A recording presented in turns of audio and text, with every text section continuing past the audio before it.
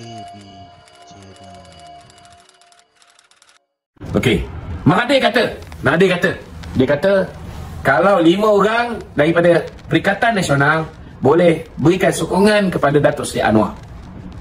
Okey. Maknanya mereka juga boleh bagi sokongan untuk mengangkat daripada Perikatan Nasional menjadi Perdana Menteri. Ini kebodohan Mahathir, tuan-tuan.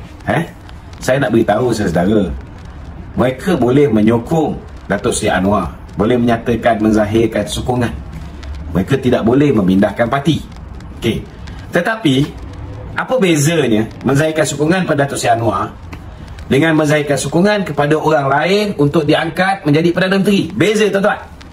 Beza dia, Datuk Seri Anwar sudah pun menjadi Perdana Menteri. Sudah pun menjadi Perdana Menteri. Hari ini sokongan daripada 148 yang telah membentuk kerajaan perpaduan di peringkat awal, tolak satu yang meninggalkan kita, iaitu Syed Saddiq, ada 147. Campur 5 orang daripada Perikatan Nasional memberikan sokongan pada Datuk Seri Anwar, kita ada 152. Bila ada 152 ni, maknanya saudara, kita ada lebih 2/3. Kita ada lebih 2/3. Tuan-tuan, boleh tak? Boleh tak daripada 30 orang ahli parlimen BN ini, 15 daripada mereka atau 10 daripada mereka, ataupun 3 daripada mereka menyatakan sokongan kepada orang lain sebagai Perdana Menteri? Boleh tak, tuan-tuan? Pertama sekali, mereka perlu buat undi tak percaya ke atas Datuk Seri Anwar Ibrahim. Saya nak beritahu saudara, dalam keadaan Datuk Seri Anwar Ibrahim hari ini begitu kukuh, kalau 40 orang daripada ahli parlimen kita sedia ada ini buat undi tak percaya dan 40 orang memberikan sokongan pada orang lain pun, Datuk Seri Anwar masih ada 112 dan dia masih lagi boleh kekal sebagai Perdana Menteri. Kalau 40 orang. Kalau ada 41 orang menyatakan tidak menyokong Datuk Seri Anwar sebagai Perdana Menteri, yes, pada ketika itu, tuan-tuan, Datuk Seri Anwar akan kehilangan, saudara, akan kehilangan sokongan ataupun simple majority. Tapi mana datang logiknya benda ini nak berlaku, tuan-tuan? BN pun hanya ada 30 orang. Daripada 30 orang ini pun, yang pro kepada Perikatan Nasional peringkat awal setahun yang lalu, hanya 10 orang. Hari ini ramai dah bersama dengan kepimpinan parti. Kalau ada pun yang kepala tak berapa nak straight ni, 2-3 orang. 2-3 orang ni pun tak berani nak beri sokongan ataupun nak kosongkan kursi dia, kerana rasa hormat mereka kepada Kebawah Tuanku Sultan Johor. Saya tak nampak, saudara, akan ada lebih daripada 2-3 orang yang akan berubah keputusan. Kalau ikut Dr. Ashraf Wajidi, seorang pun tidak akan memindahkan sokongan kepada Muhyiddin atau sesiapa di sebelah pihak sana. Maknanya, kalau hari ini mereka ada kurang daripada 1/3, campur 3 orang ni pun tak jadi apa, tuan-tuan. Macam mana nak angkat Sanusi ni, Samsuri menjadi Perdana Menteri seperti mana yang digambarkan oleh puak-puak ni. Ini kita kena jelas, tuan-tuan. Okey. Keduanya, saudara, saya nak beritahu. Okey. Keduanya, yang paling jelas sekali, tuan-tuan, yang paling jelas sekali, di bawah Akta Anti Lompat Parti ni, sokongan perlu diberikan secara en blok kepada mana-mana Perdana Menteri. Okey, secara en blok. Maknanya, kalau Datuk Zahid tak ada, hanya pengganti Datuk Zahid. Contohnya Datuk Seri Muhammad Asad, sebagai dia mesti dilantik dulu sebagai pengurusi Barisan Nasional. Bila dia pengurusi Barisan Nasional, dia ada kuasa. Dia ada kuasa. Dia ada kuasa sebagai ketua parti. Dia boleh memindahkan sokongan ke semua 30 orang kepada Perikatan Nasional. Tapi macam saya sebut tadi, 30 orang pergi ke, 40 orang pergi ke, kedudukan PMX tidak goyah. Malah hari ini kita lihat GRS dah menyatakan bahawa tetap setia bersama dengan PMX. GPS pun sudah menyatakan mereka tetap setia bersama dengan PMX. Maknanya tak boleh diganggu-gugat. InsyaAllah, saudara, tak ada sebarang masalah. Apatah lagi, dalam kedudukan Hishamuddin, bukan orang yang boleh diangkat menjadi ketua parti, ketua Barisan Nasional. Jadi bagaimana dia nak ada kuasa untuk memindahkan sokongan secara en blok BN ini kepada Perikatan Nasional. Kalaupun dia ada kuasa, 30 orang pindah ni tuan-tuan, tetap tak boleh membentuk kerajaan.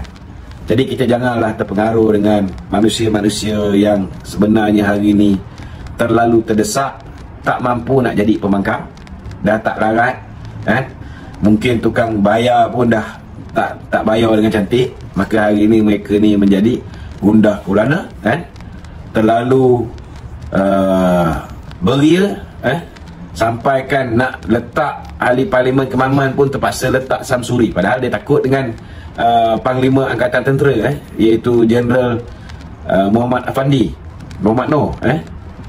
Itu sebenarnya realiti dia. Untuk mengangkat Samsuri sebagai Perdana Menteri, jangan mimpi tuan-tuan. Itu tidak akan berlaku. Akan datang kalau jumlah orang yang gila mengundi Perikatan Nasional bertambah, itu kita tak boleh nak nafikan lah, itu mungkin berlaku selepas pilihan raya umum ke-16. Tapi saya yakin, insyaAllah kita ada 4 tahun lagi, kita boleh yakinkan rakyat Malaysia bahawa kita boleh membentuk kerajaan yang kuat, kukuh, yang boleh mentadbir negara ini dengan baik, dan kehidupan rakyat akan lebih baik di bawah pentadbiran pimpinan Datuk Seri Anwar, insyaAllah. Okey, silakan. Tok, soalan susulan. Ya. Ada satu kenyataan Papa Gomo yang saya suka dengar benda ni. Ya. Dia dakwa nak menjatuhkan Anwar Ibrahim ni di luar parlimen dengan menggunakan SD. Dan adakah SD ni sah diguna pakai? SD sudah tidak boleh diguna pakai lagi. Pertama, kerana ada aku janji. Kalau dia beri aku janji ataupun SD kepada Muhyiddin saja, 100 juta ringgit. Itu aku janji antara parti dengan calon ahli parlimen yang sudah jadi ahli parlimen sekarang. 100 juta ringgit. Jangan lupa Zuraida kena 10 juta. PKR. Itu aku janji dia dengan PKR. Dengan BN 100 juta. Kedua, Akta Lompat Parti. Akta Lompat Parti. Memang betul Akta Lompat Parti tidak menghalang seseorang untuk bercanggah pandangan dengan ketua whip parti masing-masing. Maknanya kalau misalnya berlaku undi tak percaya terhadap Datuk Seri Anwar, ahli parlimen BN ini boleh, memang boleh. Benda yang betul, kita kena cakap benda yang betul. Memang boleh dia buat undi tidak menyokong Datuk Seri Anwar sebagai Perdana Menteri. Tapi kena ingat, kalaupun dia boleh nafikan, kalaulah kata ada 30 orang ni semua solid, dengan Datuk Zahid pun tiba-tiba gila, sokong Muhyiddin. Katakanlah, Datuk Zahid pun sokong Muhyiddin. Mustahil lah kan? 30 orang mesti tak cukup lagi 10, 11 tak cukup lagi 11 untuk menjatuhkan Datuk Seri Anwar. Katakanlah dia boleh yakinkan GPS, katakanlah dia boleh yakinkan GPS, GRS, maka dia ada lebih 41 orang yang tarik sokongan terhadap Datuk Seri Anwar Ibrahim. Boleh tak seorang Perdana Menteri baru dilantik menggunakan kaedah ini? Tak boleh. Dia mesti dengan tanda tangan ketua parti. Mesti dengan tanda tangan ketua parti, persetujuan ketua parti secara en blok. Dan jangan lupa, nak angkat seseorang menjadi Perdana Menteri mestilah di bawah kuasa Kebawah Maha Mulia Seri Paduka Baginda Yang Pertuan Agong. Dan Baginda Tuanku menyatakan bahawa dia kata apa?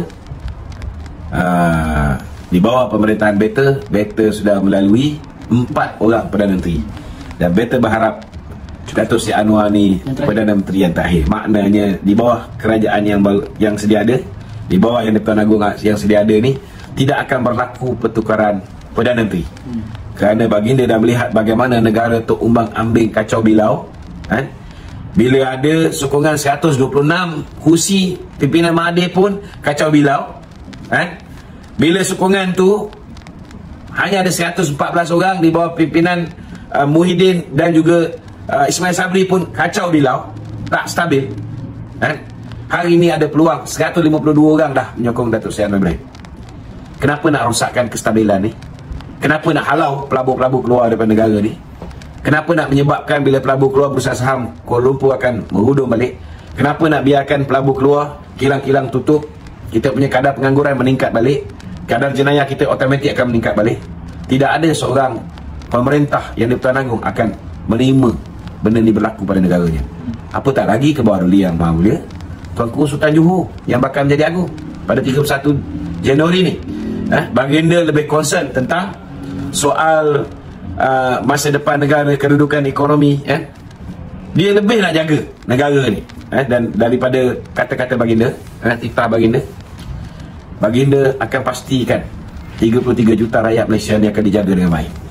Baginda tidak akan membiarkan virus-virus yang tamak haloba ni, yang gila kuasa ni, mengganggu gugat keamanan.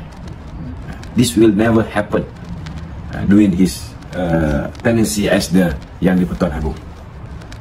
Jadi insyaAllah, biarlah tak salah untuk manusia bernama Gomo, Raja Petra dan Cikgu Bat dan ramai lagi blogger-blogger berbayar Perikatan Nasional ini, meneruskan angan-angan mereka untuk melihat kejatuhan Datuk Seri Anwar.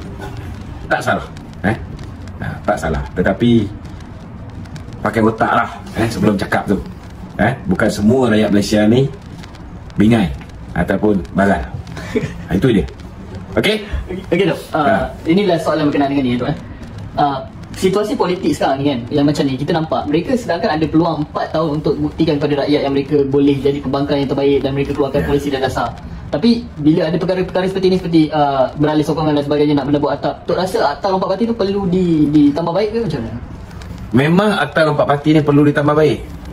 Kalau misalnya Muhyiddin dan rakan-rakan Menteri Kabinet Perikatan Nasional dulu tidak membantah apa yang dibentangkan oleh Datuk Seri Wan Junaidi, Tan Sri Wan Junaidi hari ini, supaya memasukkan sekali terma-terma seperti seorang ahli parlimen tidak boleh bercanggah pandangan ataupun mengundi lain daripada keputusan ketua parti masing-masing, memindahkan sokongan kepada pihak lain bertentangan dengan apa yang dah diputuskan secara konsensus ataupun oleh majoriti ahli-ahli parlimen parti mereka. Kalau benda ni semua tak dihalang, sudah pasti Perikatan Nasional tidak menjadi mangsa kepada perbuatan dia sendiri. Jadi saya sangat setuju lah kalau diperketatkan semula benda ni. Okey? Okey dok.